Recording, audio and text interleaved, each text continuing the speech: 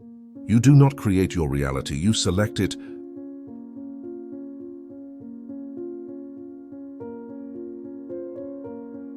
You've probably noticed this before. The same situation can feel completely different depending on how you're experiencing yourself in that moment. Nothing outside changes, but everything feels different. That's not imagination. That's a pattern most people sense, but almost never stop to examine. Because once you look closely, something quietly unsettling appears. Reality doesn't respond to what you try to do. It responds to how you're tuned while you're doing it. This video is about that difference. Not about creating things from scratch, not about forcing outcomes, but about how reality actually shifts, moment by moment, based on which version of you is present. Over the next few minutes, we're going to explore a simple idea that changes how effort, intention, and change really work, and why trying harder often keeps you exactly where you are. Most people are taught that reality is something solid, something external, something you push against, improve, or fix. But there's another way to look at it, one that explains why sudden changes happen without effort, why clarity sometimes appears instantly, and why struggle feels so real, yet so unnecessary. This perspective matters now because many people feel stuck while doing everything right. They're taking action, they're thinking positively, they're trying to move forward, and yet nothing seems to shift, not because they're doing something wrong, but because they're aiming at the wrong level. From the outside, it looks like a problem of circumstances. From the inside, it's something else entirely. Let's start gently. Most misunderstandings about reality begin with a single assumption. That change happens by adding something new, more effort, more discipline, more strategy. But what if change doesn't come from adding anything at all? What if it comes from selecting something that already exists? This video explores that shift, not as a belief system, not as a theory you need to accept, but as a way of noticing what's already happening. Because the truth is, you are already shifting realities constantly. You're just doing it unconsciously. Every choice of mood, every definition you hold about yourself, every reaction that feels automatic, each one places you in a slightly different version of the same world. Most of the time, the differences are subtle enough to feel continuous. So the mind stitches them together and calls it time.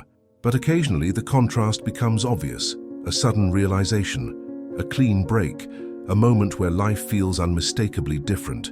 Those moments aren't random, they're transitions, not forward in time, sideways in possibility. Reality from this view isn't something you build, it's something you align with, and alignment doesn't require force.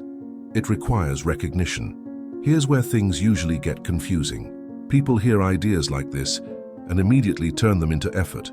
They try to stay positive, they try to hold a state, they try to manage their thoughts, but that just creates tension, because alignment isn't control, it's coherence.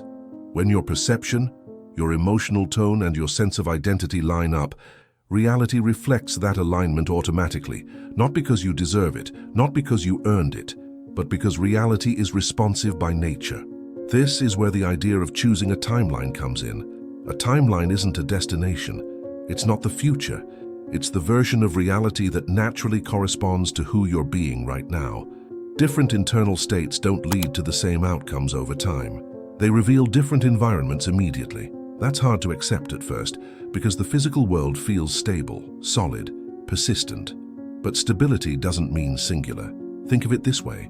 Right now, countless versions of this moment exist. They overlap so closely that the differences are nearly invisible.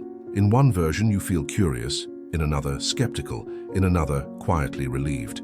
Each of those internal shifts is paired with a slightly different external arrangement. Not dramatically different, just enough to be consistent. Reality isn't reacting to what you want, it's responding to what you are. This is not about blame, it's about mechanics. A mirror doesn't judge the image in front of it, it reflects. Reality works the same way. When there's struggle, it's not punishment, it's misalignment. When things flow, it's not reward, it's resonance. Understanding that changes how you relate to effort. Effort becomes expression instead of force. Action becomes confirmation instead of demand. You stop trying to make reality change, and instead, you notice how it's already responding. This shift is subtle, And it often goes unnoticed because it doesn't announce itself. But once you see it, it keeps showing up everywhere. Here's an example. Two people can walk into the same room, same space, same people. One feels tension immediately, the other feels ease. The room didn't change, the timeline did. That's not metaphor, that's perception doing what it always does, filtering reality through state. Now, here's something important to pause on. This doesn't mean you ignore circumstances. It doesn't mean you pretend everything is fine. It means you recognize that circumstances are downstream. They follow alignment. They don't lead it. This is why pushing against resistance rarely works. You're trying to change the reflection without changing the angle. Instead, alignment works quietly. A small internal shift, a subtle release, a moment of honesty with yourself. And suddenly, options appear that weren't visible before, not created, revealed. This is the first soft realization to hold on to, and we'll come back to it later. You're not moving through a fixed world. You're selecting which version of it you experience, not by effort, by state. Let's reset the frame for a moment. So far, we're not talking about success or failure. We're not talking about goals or outcomes, we're talking about perception, because perception determines which reality feels available. Two people can have the same opportunity in front of them. One sees a dead end, the other sees a doorway. Again, same external data, different internal orientation. That orientation isn't random, it's trained. From early on, most people learn to define themselves in limited ways: careful, responsible, realistic. Those definitions act like filters. They don't stop reality from existing. They stop you from perceiving certain versions of it. This is where the idea of parallel selves becomes practical instead of abstract. You already know this. You've felt moments where you were sharper, calmer, more present. Not better as a person, just differently tuned. Those moments weren't fantasies. They were glimpses of another version of you that already exists. And that version experiences a different reality, not because the world changes, but because the access point does. Reality doesn't wait for you to improve. It responds to who shows up. This is why sudden clarity can change everything. Not because you learned something new, but because you stopped holding an old definition. Now notice something. When people talk about changing their life, they often describe long processes, years of work, gradual improvement, and sometimes that's true. But sometimes change is immediate, a conversation, a decision, a realization that instantly rearranges how everything feels. Those moments don't follow linear logic, they follow alignment, their timeline shifts. And here's a quiet truth most people miss. You don't shift timelines by trying to leave the old one. You shift by becoming incompatible with it. Old realities fall away when you no longer match them, not through resistance, through indifference. This is where suffering starts to make sense in a new way. Suffering isn't evidence that something is wrong. It's feedback. It tells you that the version of you that's active no longer fits the reality you're in. The discomfort is the mismatch, and the solution isn't to endure it longer. It's to listen. Alignment doesn't always feel dramatic. Often it feels like relief, like setting something down you didn't realize you were carrying. Now let's slow this down and ground it, because this isn't about floating above life. It's about engaging with it more precisely. You still act, you still decide, you still move, but action comes from clarity instead of pressure. When you act from pressure, you reinforce the timeline that requires pressure. When you act from alignment, reality meets you halfway, not magically, mechanically. This is why forcing consistency often backfires. It keeps you anchored to a version of yourself that needs force. Alignment feels lighter, not lazy, just efficient. Now, here's the first place many people get stuck. They ask, how do I choose the right timeline? But that question assumes effort. Timelines aren't chosen by thinking. They're selected by definition. How you define yourself in this moment determines which reality responds. If you define yourself as behind, reality shows you evidence of delay. If you define yourself as capable, reality reflects opportunity, not instantly obvious, but consistently. This is why small internal shifts matter more than big external moves. A subtle redefinition changes the signal, and reality always answers the signal. Here's a simple way to notice this in real time. Pay attention to how situations respond to you when you're relaxed versus when you're tense. Same tasks, different results. Relaxation isn't passivity, it's openness. It allows perception to widen, and when perception widens, more timelines become visible. This is the first major misunderstanding we're clearing up. You don't create reality through effort. You experience reality through alignment. Creation implies building something that wasn't there. Alignment reveals something that already is. That distinction changes everything. Let's take another cognitive breath here. Nothing we're discussing requires belief. You don't need to accept any of this as true. You only need to notice patterns. Notice how life responds when you're trying to control it. Notice how it responds when you're present and clear. Those observations are enough. Now, there's something else quietly happening beneath all of this. Intentional forgetting. Most people forget that they are not locked into one version of themselves, not because they're incapable, but because forgetting allows experience. If you remembered every possible version of yourself at once, nothing would feel meaningful. Choice requires contrast. So you forget, you focus, you experience, and occasionally something reminds you, a conversation, a feeling, a moment like this, not to overwhelm you, just to reorient you. Here's a gentle checkpoint. If this perspective resonates, you may already be noticing small shifts, not dramatic changes, just a soft sense of recognition. That's enough, because recognition is alignment beginning to happen. We're going to go deeper into how this plays out practically, how states stabilize, how timelines become consistent. But before that, it's important to address one more misunderstanding. People often think alignment means staying in a good mood. It doesn't. Alignment means being honest. Sometimes honesty feels calm. Sometimes it feels intense, but it always feels clear. When you suppress how you feel to stay positive, you fragment your signal. Reality responds to coherence, not performance.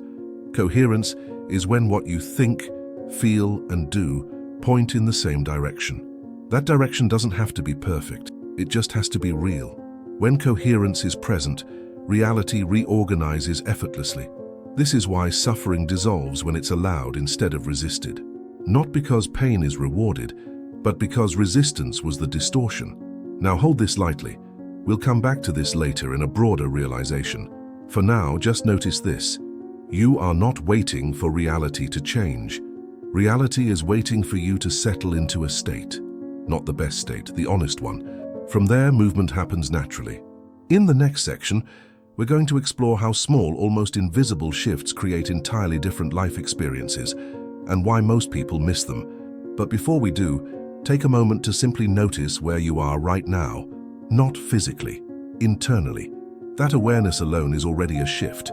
At this point, something subtle may already be shifting in how you're listening, not because you're trying to understand more, but because the frame itself is different. Instead of asking, how do I change my life? The question becomes, which version of me is active right now? That's a quieter question, and it doesn't demand an answer.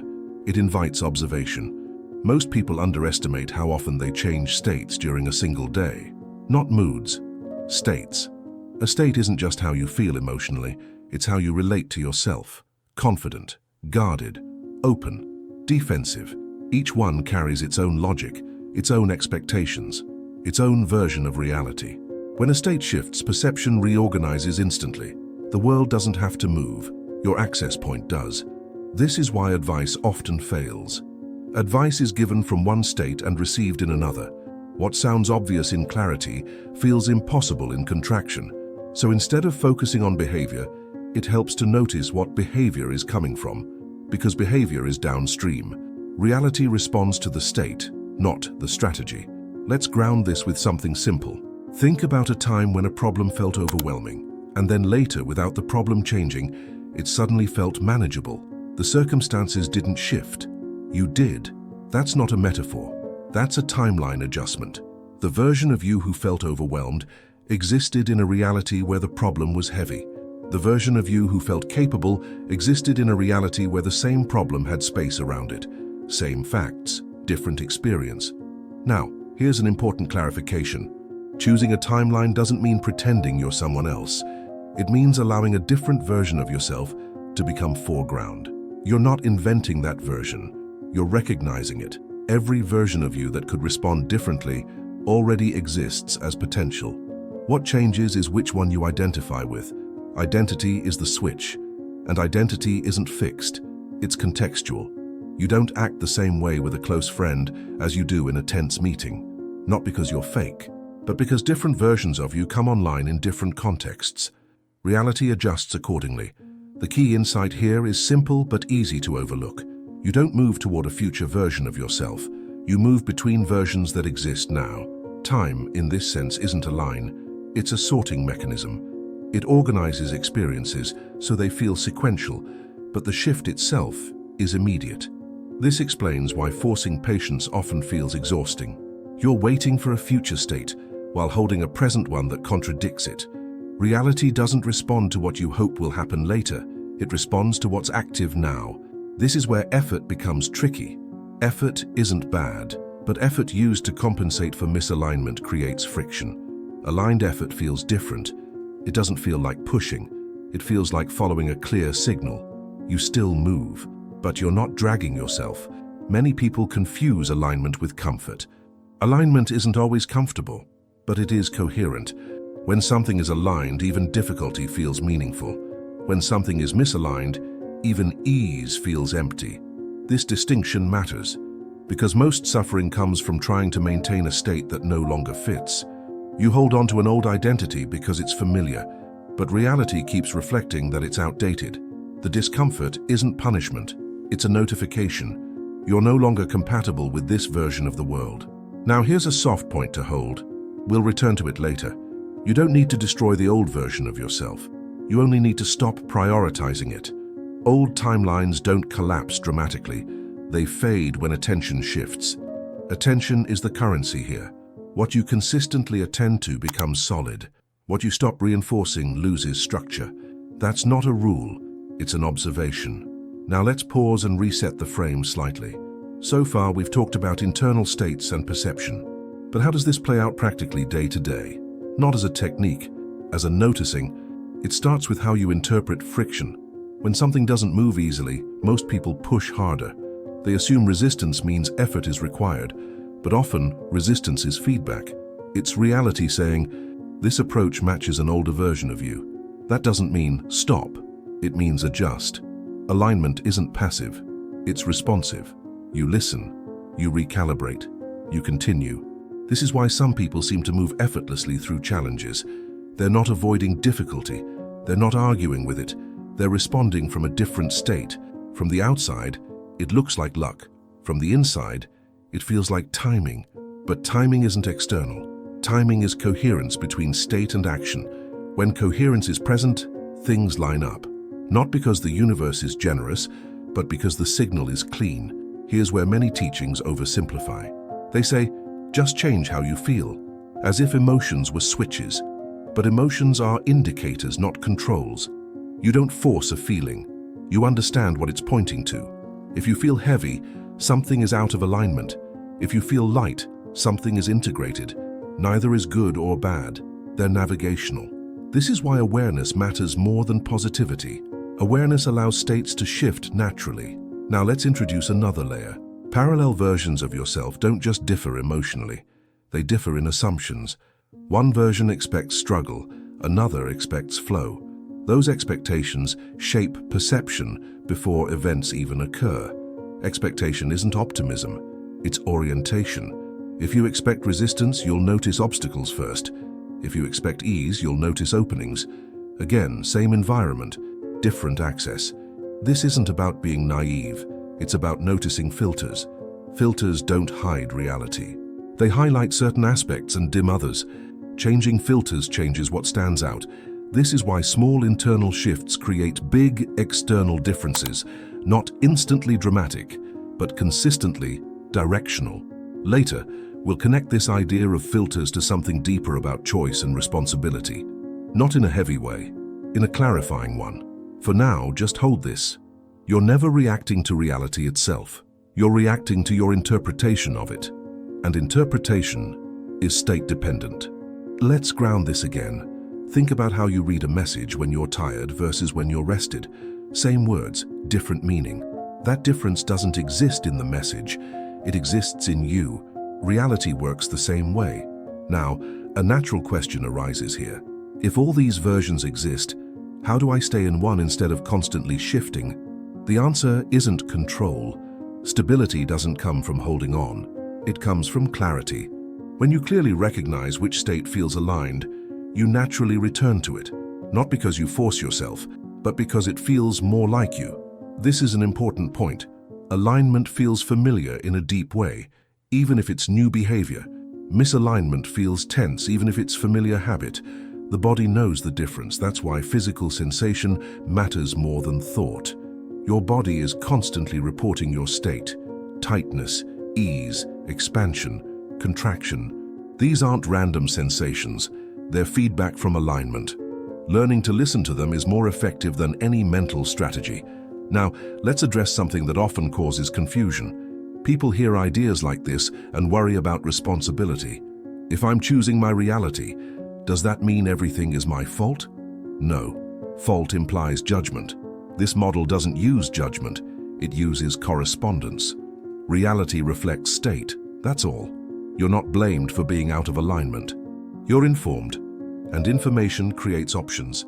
This is why compassion becomes easier in this framework. When you see someone struggling, you don't see failure. You see misalignment, and misalignment can shift quietly, naturally. Now take another cognitive breath here. Notice how the ideas are stacking without requiring belief. We're not asking you to accept a worldview. We're describing patterns you can observe. Observation is enough. Now, let's explore how intention fits into all of this. Intention isn't a demand, it's a direction. When intention is clear, it orients state. But intention without alignment becomes pressure. This is why setting goals sometimes increases stress. The goal represents a future state, but your present identity hasn't shifted. So there's a gap.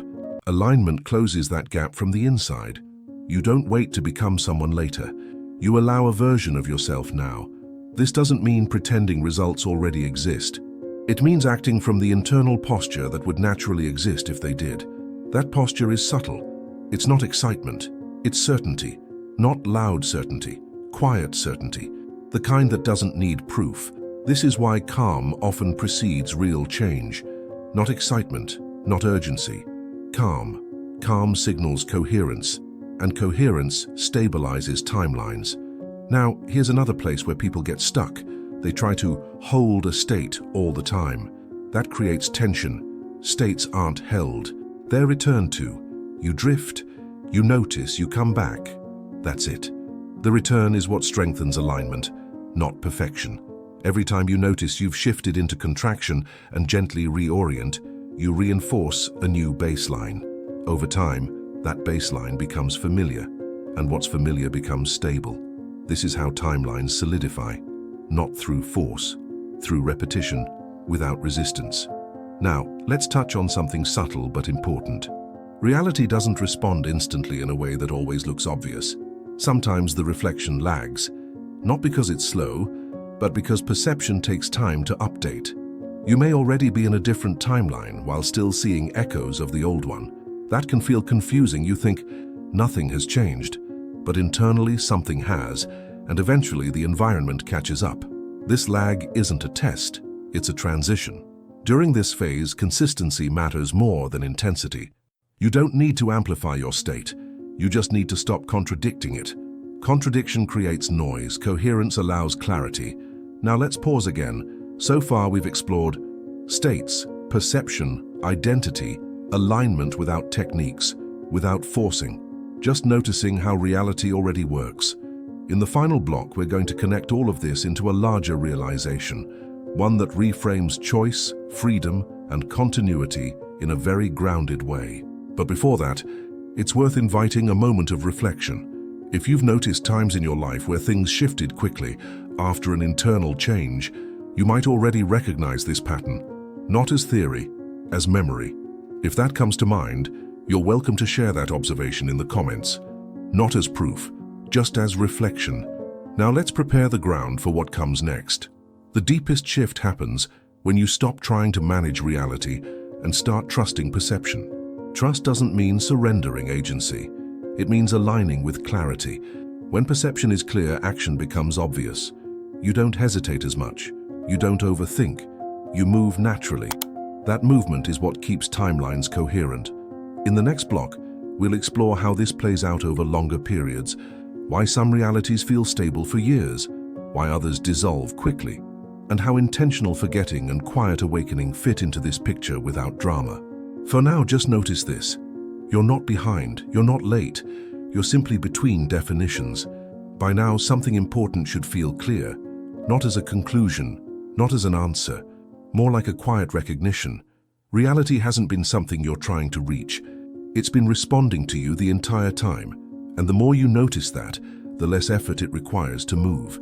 This final section isn't about tying things together. It's about widening the frame just enough to see how everything already fits. Because once you see the pattern, it doesn't disappear. It simply continues. Let's begin here. Most people assume that consistency comes from discipline, from holding a direction no matter what. But consistency in lived experience comes from identity. You don't wake up every day deciding how to be yourself. You just are. That being is the stabilizer. When identity shifts, consistency shifts with it.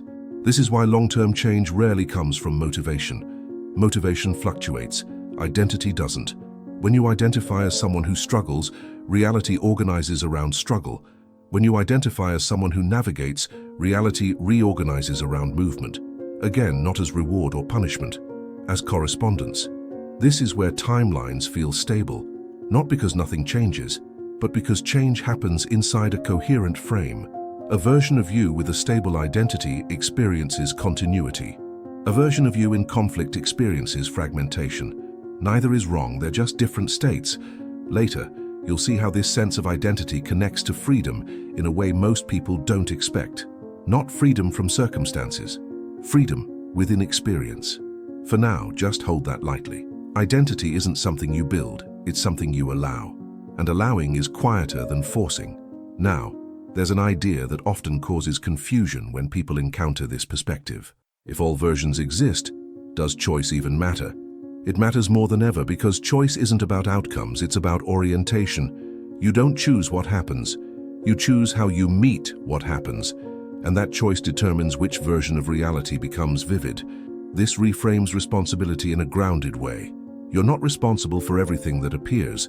You're responsible for how you engage with it. Engagement sets tone. Tone sets trajectory. That's it. This is why two people can go through the same experience and emerge in entirely different places, not because the experience changed them, but because they changed how they related to it. Now let's talk about forgetting. Not forgetting as failure, forgetting as design. You forget that reality is responsive so that interaction feels real. You forget that identity is flexible so that choice feels meaningful.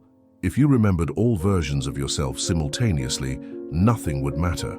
Experience requires narrowing. So forgetting isn't something to fix, it's something to understand.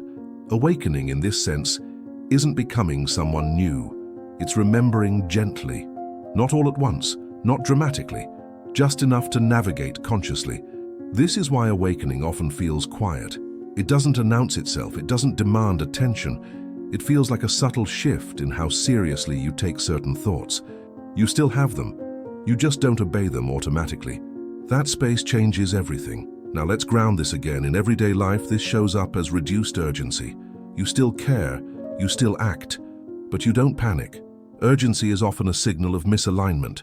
It says, I don't trust where I am. Alignment restores trust. Trust doesn't mean certainty about outcomes. It means confidence in orientation. You trust that the version of you that's present knows how to respond. That trust stabilizes experience. This is where timelines become livable. Not perfect, but coherent. Now let's address a common misunderstanding before we move toward the end. People sometimes hear this and think it means detachment, like you stop caring. But alignment isn't detachment. It's intimacy without distortion. You feel more, not less, but you're less entangled. Entanglement is when identity collapses into reaction. Alignment keeps space. That space is where choice lives. And choice doesn't need to be dramatic. Most of the time it's small. A pause instead of a reaction. A breath instead of a conclusion. a question instead of an assumption. Those moments are portals, not to somewhere else, but to a different version of now. Now, let's widen the lens one last time. You've probably noticed that certain phases of your life feel dense, heavy, slow. Others feel fluid, light, fast. Those phases aren't random. They correspond to how tightly identity is held.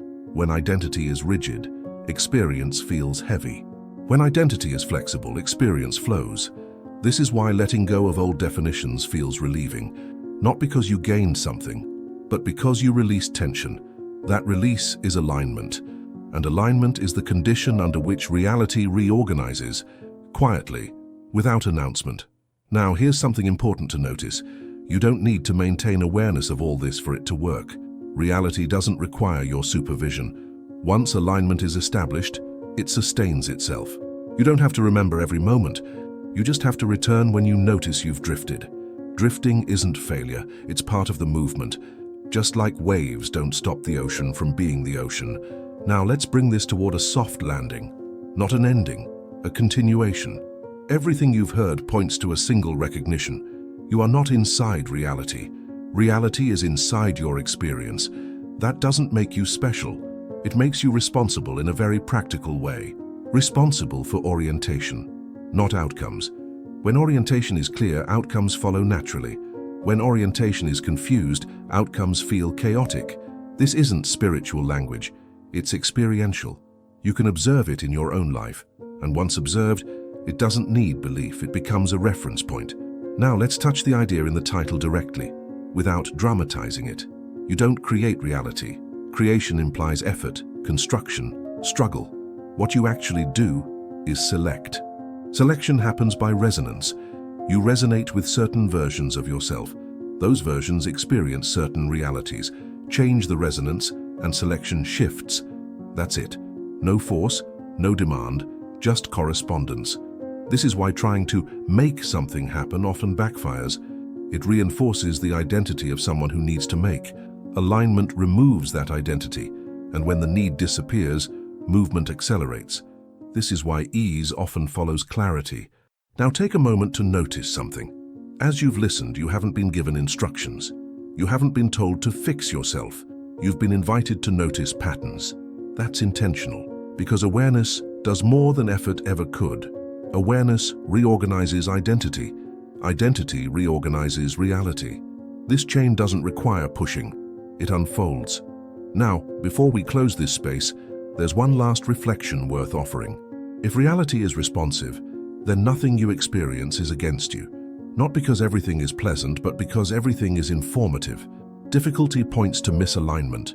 Ease points to coherence. Both are useful. Neither defines you. They're signals, not verdicts. When you stop arguing with signals, navigation becomes simpler, and simplicity creates freedom, not freedom from life, freedom within it. This is where the idea of choice becomes gentle. You're not choosing a destiny. You're choosing how present you are. Presence selects clarity, clarity selects experience, and experience continues. Now, if there's something you want to reflect on quietly, you're welcome to do so. Perhaps a moment when life shifted without effort. Perhaps a time when clarity arrived suddenly. You don't need to analyze it, just notice that it happened. If you feel inclined, you can share that reflection in the comments, not as explanation, just as recognition. Now let's allow this to remain open. There's nothing to conclude, no final statement, just an understanding that continues to reveal itself over time. You don't need to hold on to this idea. It will resurface when it's relevant, because you're already choosing timelines, already shifting states, already navigating reality, consciously or not.